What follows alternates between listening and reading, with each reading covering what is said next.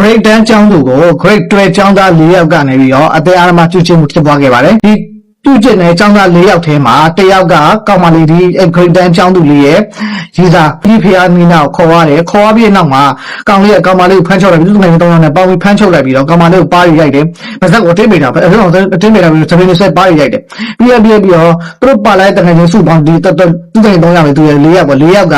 တက်လက်စီအာရမပြုကျင့်ကြတယ်900နဲ့ညှိနေတယ်ဆိုပြီးတော့တင်လာတယ်ပေါ့နော်မင်္ဂလာပါရှင်ခလေးခုတက်ဆက်ပြီးမဲ့တရင်လေးကတော့အရောက်အရေးကြီးတဲ့တရင်လေးပေါ့နော်။ဘာတရင်လေးလဲဆိုလို့ရှိရင်တော့အောက်တိုဘာ23ရက်နေ့ကဖြစ်သွားတာ။ကိုရိုင်းနေတာကြီးမင်းမိုးခရိုင်14မြို့အထက်က1ကျောင်းမှာပေါ့နော်။ Grade 10ကျောင်းသူတအုပ်ကို Grade 12ကကျောင်းသား4ဦးကနေပြီးတော့အာဓမပြုကျင်တာပေါ့နော်။အာဓမပြုကျင်တာလည်းသူ့ရဲ့ချစ်သူကောင်လေးလို့လည်းပြောတယ်ပေါ့နော်။ချစ်သူကောင်လေးရဲ့တငယ်ချင်းအပေါင်းဖော်ရီနဲ့အာဓမပြုကျင်တာလို့ပြောတယ်။ဒီလိုလေးထဲမှာဆိုရင်တော့ပြေဆုံးပါပါတယ်။ဒီတရင်လေးကိုခလေးနဲ့တူလိုက်ပါနားထောင်ပေးဖို့လည်းအမျိုးတို့ဖိတ်ခေါ်လိုက်ပါရရှင်။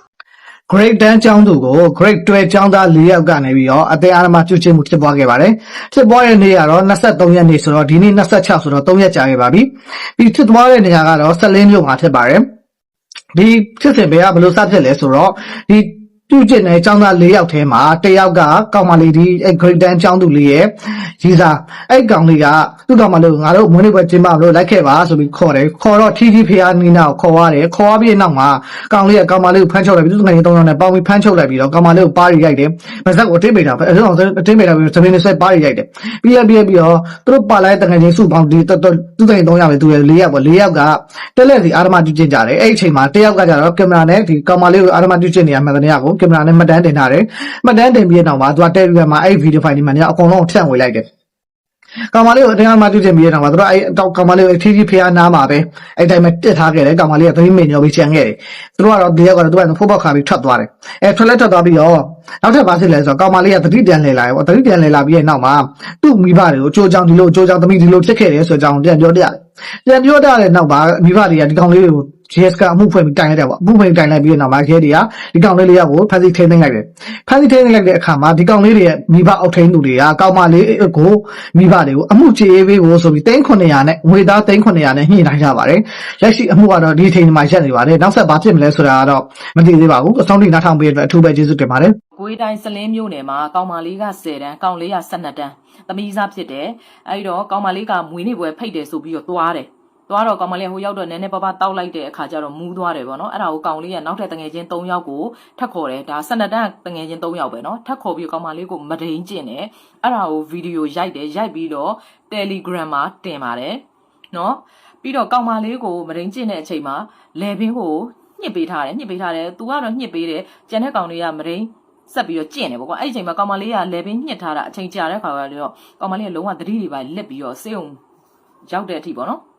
တတိတွေပါလက်နေတယ်အခုကတော့3ယောက်စလုံးကိုဖမ်းမိထားတယ်ပေါ့နော်ဖမ်းမိထားတယ်ဆိုတော့ဖြစ်ကျင်တာကဒါကလေဘာလဲဆိုတော့ကျမတို့တွေဒီအရွယ်မှာတော့ဘာမှမသိဘာမှနားမလဲသေးတဲ့အရွယ်နော်ဘာမှမသိဘာမှနားမလဲသေးတဲ့အရွယ်အခုလိုမျိုးဖြစ်တဲ့ပြဿနာတွေရဲ့ side effect ကဖုန်းတွေကြောင့်ဖြစ်တဲ့ပြဿနာ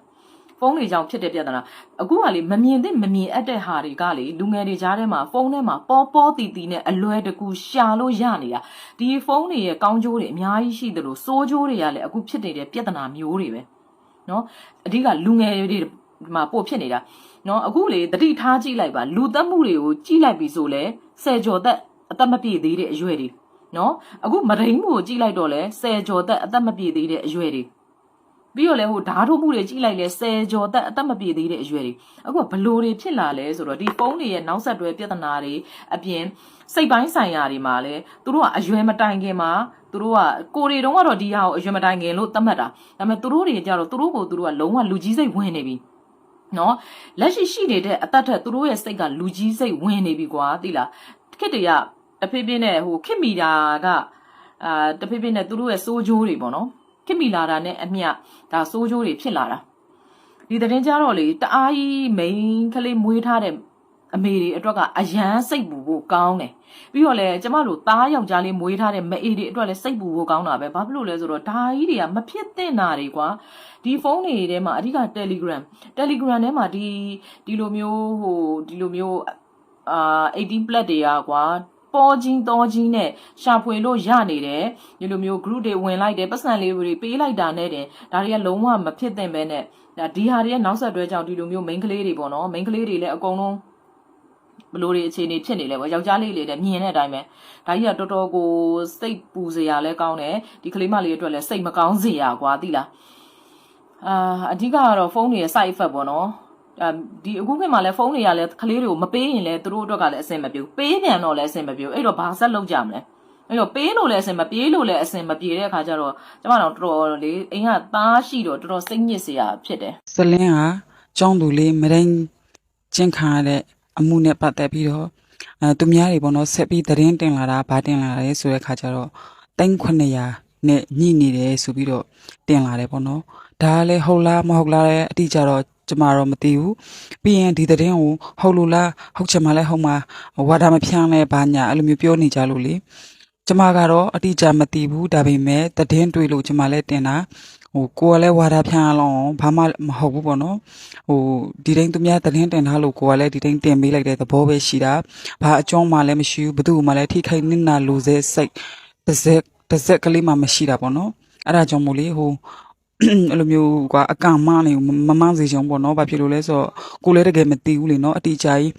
ဟုတ်မဟုတ်ဆိုလဲကိုမသိဘူးပေါ့တော့ဆလင်းမျိုးပေါ်မှာရှိရလူတွေကတော့ပို့ပြီးသိမှာပေါ့နော်အဲ့ဒါကြောင့်မို့ဟိုကလေ3900နဲ့ညှိနေတယ်ဆိုတာလဲဟုတ်လားမဟုတ်လားမသိဘူးဒါပေမဲ့ကိုအနေနဲ့ဆိုလို့ရှင်တော့3900ဆိုလို့ရှင်လဲကိုသာမိပါဆိုလို့ရှင်လက်မခံကိုဘာဖြစ်လို့လဲဆိုတော့ကိုသမီးတယောက်လုံးတစ်တန်လုံးစိတ်တန်ရနဲ့နွန်တာအချစ်ကျရမယ်ကိစ္စမှာသူတို့တွေကိုလည်းသိရမလားတရားဥပဒေနဲ့အညီတံပြန်တဲ့အောင်မူလေးတစ်ခုတော့ရစေချင်တာပေါ့နော်ဒါကိုမိဘအနေနဲ့ဆိုရင်ပြောတာပါဟုတ်ကဲ့ပါမျိုးတို့ရဲ့ခလေးရဲ့ဗီဒီယိုလေးဒီလောက်ပါပဲဗီဒီယိုလေးတွေမှာဆိုရင်အရင်စိတ်မကောင်းစရာပေါ့နော်အခုဆိုလို့ရှိရင်ဒီလိုမျိုးတက်ငယ်မရိမှုတွေလူတက်မှုတွေကလည်းစေကြောတက်လေးတွေပဲဖြစ်နေတာများရပေါ့နော်ဘာကြောင့်ဖြစ်တာလဲလို့ပင်ရင်းကိုကင်လိုက်ရင်တော့ဒီဖုန်းတွေကြောင့်ပဲပေါ့နော်ဖုန်းတွေကနေပြီးအလွယ်တကူရနိုင်တဲ့ပြဿနာတွေကြောင့်ပေါ့နော်အခုဆိုလို့ရှိရင်လည်း Great 10ကျောင်းသူလေးရဲ့မိဘတွေကိုဒီ3900နဲ့ဒီအမှုကိုရှင်းမယ်လို့လည်းပြောနေပေါ့နော်တတိယထွက်နေရဲ့တကယ်လို့မိဘတွေတာဆိုလို့ရှိရင်ကိုယ့်ရဲ့သားသမီးမျက်နှာကြီးအတွက်3900မယူသင့်ဘူးပေါ့နော်ဘာလို့လဲဆိုသူတို့ကိုတန်ချင်းအမှုကြီးဆိုင်တဲ့နေပေါ့နော်ကိုယ့်ရဲ့သားသမီးဒီလောက်ဖြစ်သွားတာအခုကြည့်နေတဲ့အမျိုးတွေရောဘလို့ဒီမျိုးစားလဲအမျိုးတွေဒီမျိုးစားချက်ကိုလည်းခင်းလေးကောမက်လေးမမှတ်ချက်ကြီးပဲဝေဖန်ကြံပြုတ်ပေးသွားအောင်နော်နောက်တဲ့သတင်းတွေရရှိလာအောင်မဆိုဆက်လက်တင်ဆက်ပြသပေးသွားပါအောင်မယ်ဒီလိုလေးကိုဆုံးထိလိုက်ပါကြည့်ရှုပေးတဲ့အမျိုးတွေတယောက်စီတရာကျေးဇူးအများကြီးတင်ပါတယ်ရှင့်နောက်တဲ့ဗီဒီယိုမှာပြန်ဆုံကြမယ်တတာ